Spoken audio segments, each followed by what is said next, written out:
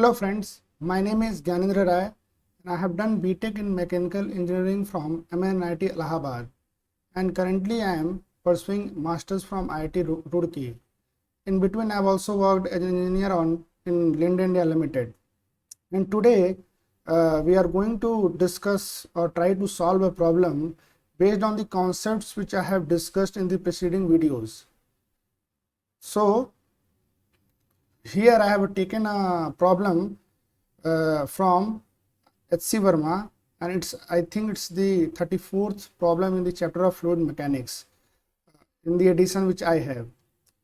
So I have not written the exact problem, but I have tried to summarize it and I'll try to simplify the language what it is asking about.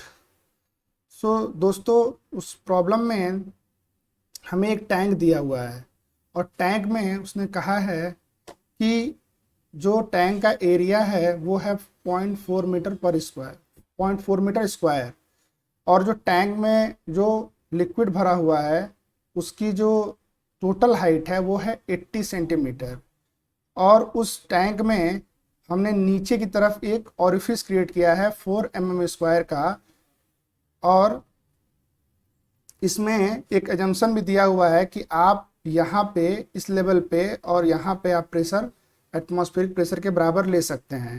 Plus उसमें एक और assumption लेने को बोला है कि जब यहाँ पे हम ऑरिफिस बनाएंगे तो पानी क्या होगा, रिसीड होना शुरू होगा, ये टैंक धीरे धीरे खाली होना शुरू होगा और यहाँ से वाटर किसी स्मॉल वी वेलोसिटी से निकलता चला जाएगा। तो उसमें ये बताया गया है कि आप इस वेलोसिटी को, जिस वेलोसिटी से धीरे धीरे ये वाटर लेवल डिक्रीज होगा, उसको आप 0 मान सकते हैं। तो पूछा है कि अगर इस तरह का कंडीशन है तो आप बताइए कि दिए हुए सिचुएशन पे, यानी अभी जब हमारा टोटल हाइट टैंक में 80 सेंटीमीटर है, उस टाइम पे हमारी जो स्मॉल वी है वो कितनी होगी। तो इसके लिए दोस्तों एक तो है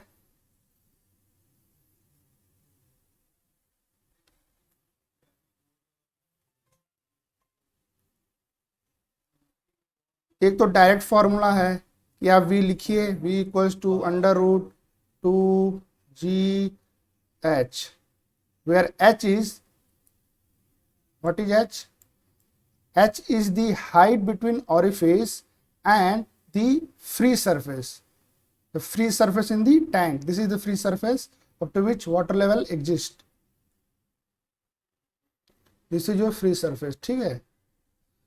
तो इस मोमेंट पे हमारा जो ये हाइट डिफरेंस है वो कितना है, वो कैपिटल H है। तो हम स्मॉल h की जगह क्या लिख सकते हैं,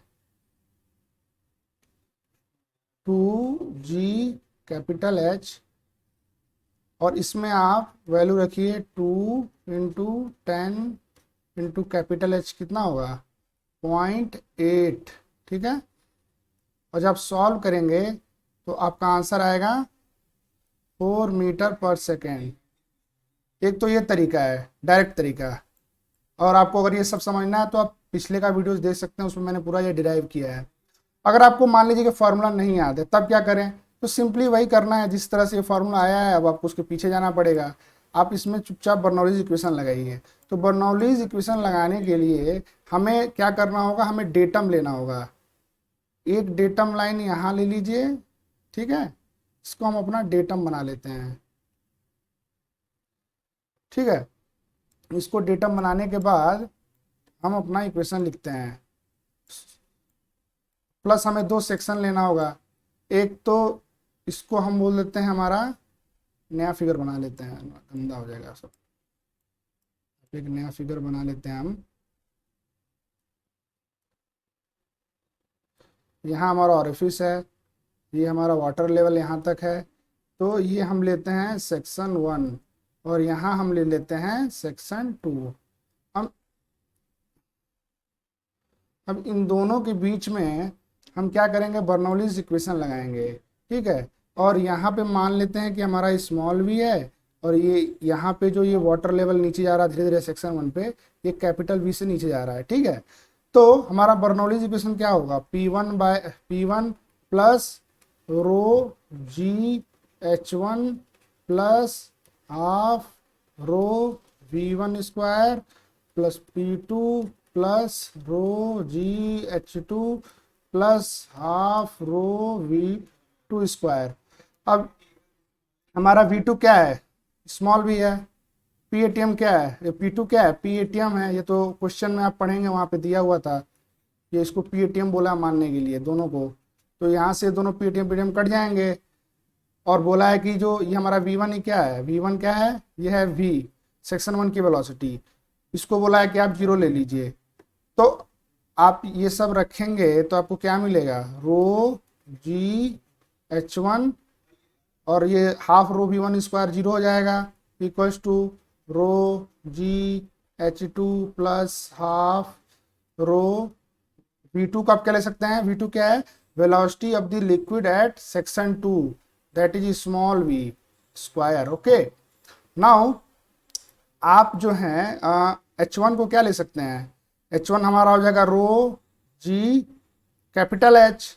H1 तो हमारा कैपिटल H होगा ना, क्योंकि H1 क्या है, H1 is the height of the section 1 from the datum and datum is at section 2, so therefore H2 will become 0 because our datum is at section 2 itself। तो ये zero हो जाएगा, half rho small v square. अब आप जब इसको solve करेंगे तो क्या वही ऊपर वाला फॉर्मूला नहीं आ गया, ये तो मैं बता रहा था। वापस इसमें वही वैल्यूज रखिए, 2g पता ही है, h होगा 0.8, आप रख के देख लीजिए, यहाँ से वही आने वाला है। ठीक है, अब हम आते हैं अपने सेकंड प्रॉब्लम पे।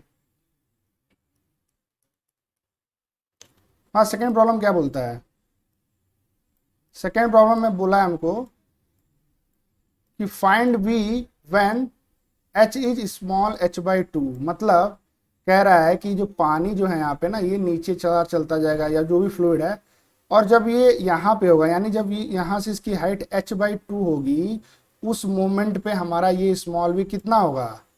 तो ये भी सिंपल है, आप चुपचाप ये जो फॉर्मूले हैं, जहाँ पे आपने पिछली बार स्मॉल h की जगह कैपिटल H लिया था, अब क्या करिए, वहाँ पे आप यहाँ पे ले लीजिए कैपिटल H/2, ये हो जाएगा G/H। कितना आएगा ये, अब ये आएगा √8 मीटर पर सेकेंड। ठीक है, ये हो गया आपका सेकेंड पार्ट। अब करते हैं थर्ड पार्ट को।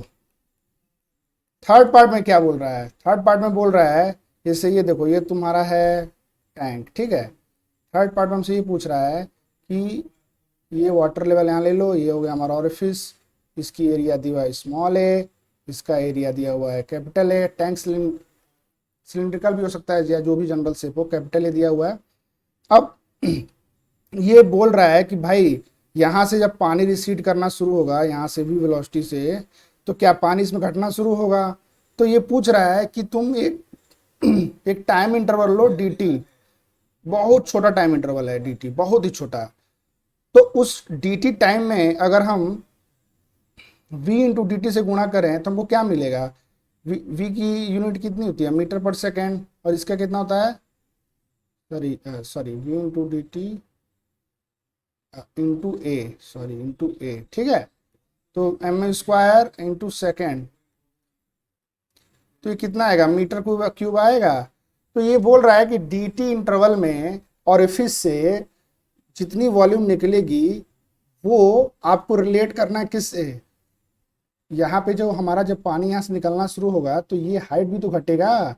तो ये बोल रहा है कि dt टाइम इंटरवल में जब यहाँ से पानी कुछ निकलेगा, उस मोमेंट पे यहाँ क्या होगा, मान लो कि हमारा हाइट, कुछ जनरल हाइट ले लेते हैं h। ठीक है, तो थोड़ा सा ही हाइट घट जाएगा dh के बराबर। जब थोड़ा सा पानी निकलेगा तो थोड़ा सा यहाँ पे हाइट घट जाएगा, क्योंकि ये पानी हवा में से तो नहीं आ रहा ना, टैंक में से तो निकल के जा रहा है। तो ये पूछ रहा है कि इस dh और इस dt में क्या रिलेशन है। तो ये बहुत सिंपल है, आप ये बताओ कि ये जो वॉल्यूम निकला है, sorry,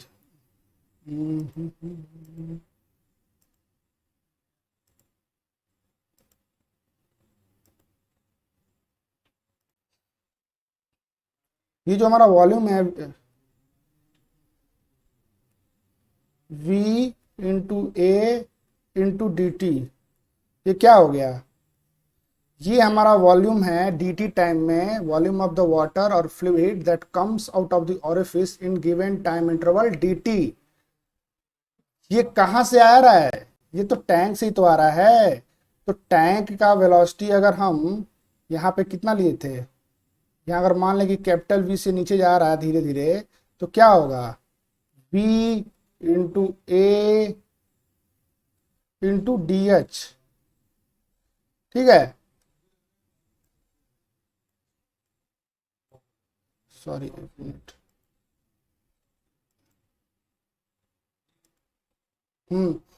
D T time interval में V A into D T, इतना पानी निकल गया, इतना पानी निकलेगा तो इतना पानी यहाँ घट जाएगा ना। वो कितना घटेगा? क्रॉस सेक्शनल एरिया ए है और हाइट डी एच घटा, तो आप क्या लिख सकते हैं? ए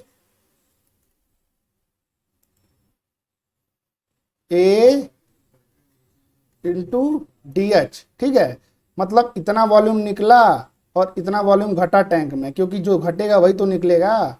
ठीक है, आप यूनिट से चेक भी कर सकते हैं कि इसकी भी यूनिट मीटर क्यूब है, इसकी भी यूनिट मीटर क्यूब है। ठीक है, आप चेक कर लीजिएगा। तो अच्छा, अब एक चीज इसमें और है जो कि अक्सर लोग गलत कर देते हैं, जो कि बहुत बड़ा ट्रिक है, जो ये प्रॉब्लम में ये आगे जाके फंसाएगा। तो वो ये है कि भाई अगर तुम्हारा ये जो रिलेशन तुमको मिल गया, ठीक है, बट इसमें एक प्रॉब्लम क्या है कि हमारा जो डी एच होगा ना, वो क्या है? डी एच एक्चुअली में क्या होता है? Final height, change in height है तो final height minus initial height. तो चूंकि हमारा हाइट घट रहा है तो हमारा फाइनल हाइट इनिशियल हाइट से क्या होगा? छोटा होगा।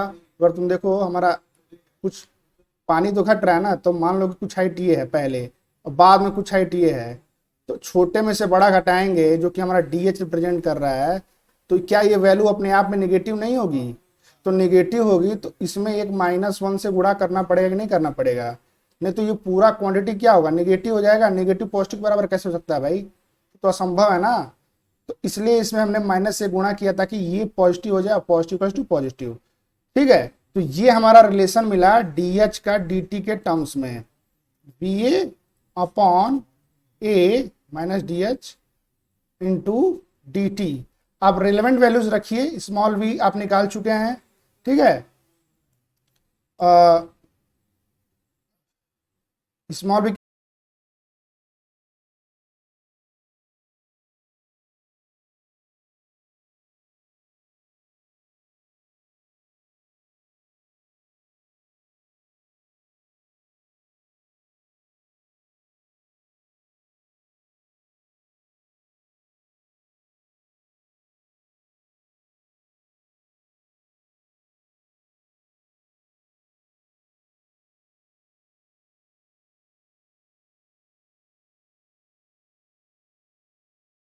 आप आएगा minus D h equals to √2 g h. आपका आंसर आएगा, रख के देखेंगे तो इंटू 5 इंटू 10⁻⁻6 डी टी।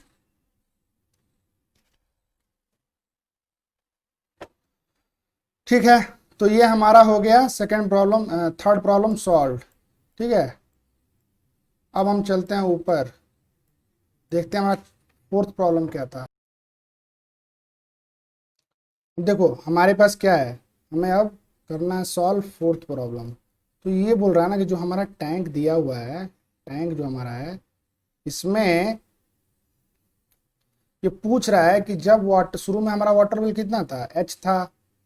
ठीक है, ये बोल रहा है कि जब हमारा वाटर लेवल यहाँ पे आ जाए h/2, तो कितना टाइम लगेगा ये होने में? h से h/2 जब वाटर लेवल रिसीड करेगा तो कितना टाइम लगेगा? तो ये बताओ अब हमको डी में, यानी change in the height of the water in the tank दिया हुआ है हमको किसके टर्म्स में? चेंज इन टाइम के टर्म्स में। ठीक है, अब ये थोड़ा यहाँ पे हल्का सा कैलकुलस आ जाएगा, इंटीग्रेशन आएगा। ठीक है, तो थोड़ा ध्यान से देखना। ठीक है, मैं सॉल्व करूंगा इसको। अब ये बताओ, यहाँ माइनस साइन भी था। ठीक है, अब सिंपल है, हमको क्या निकालना है? हमको टाइम चाहिए। हमको डी एच पता ही है और डी टी के रिलेशन में, अब हमको इसको इंटीग्रेट करना होगा। तो वेरिएबल सेपरेशन करो पहले, d h under root divide by under root h under root 2g into 5 × 10⁻⁶ into D t. ठीक है, अब हम इसको करेंगे इंटीग्रेट। ये बताओ जब टाइम 0 है तो हम क्या मान रहे हैं कि हमारा जो वाटर है टैंक में वो है कैपिटल एच हाइट पे, और जब टाइम टी है जो हमें निकालना है, ठीक है, यही टाइम टी निकालना है, उस टाइम पे कितना है, हम 0 मान ले रहे हैं जब हमारा हाइट है कैपिटल एच वाटर टैंक में, और हम टाइम टी मान रहे हैं जब हमारा h/2 हो जा रहा है। ठीक है, देखो करस्पॉन्डिंग है, कैपिटल टी स्मॉल टी के सामने h/2, 0 के सामने h। अगर हम ये सॉल्व कर देना इसको तो हमें मिल जाएगा हमारा टाइम कि कितना टाइम लगेगा टैंक को आधा होने में। ठीक है, अब हम इसको इंटीग्रेट करते हैं 2 बन के, और अंदर आपका आएगा h/2 under root minus under root capital H bracket बंद under root 2g 5 × 10⁻⁶ into T. ठीक है, थोड़ा सा और सिंप्लीफाई करते हैं इसको, तो माइनस को अंदर लीजिए, ये क्या आ जाएगा, under root H minus h/2। ठीक है, अब क्या करिए आप, h की वैल्यू आपको पता ही है 0.8 है, देखिए कितनी थी, 80 सेंटीमीटर थी ना शुरू में। अब देख लीजिए, उसको आप आवर्स बदलने के लिए 3600 से डिवाइड करिएगा। ठीक है, क्योंकि एक आवर में कितना होता है 3600 सेकेंड्स, तो जो आपका आंसर आएगा वो आएगा 6.5 आवर्स। ठीक है, लगभग इतना ही आएगा। जी की वैल्यू आप 10 लीजिएगा। ठीक है, तो ये रहा हमारा आज का जो भी डिस्कशन था, यहाँ पे कंप्लीट हुआ। अगर आपको मेरा वीडियो पसंद आया हो तो please like share and subscribe, ताकि मैं और भी अच्छे अच्छे वीडियोस बनाता रहूं। और प्लीज़ डू सब्सक्राइब, क्योंकि मैं धीरे धीरे बनाता जाऊंगा तो आपको पता चलना चाहिए कि वीडियोस आ रहे हैं, क्योंकि ये मैं कंसिस्टेंटली बनाता चला जाऊंगा। And thank you.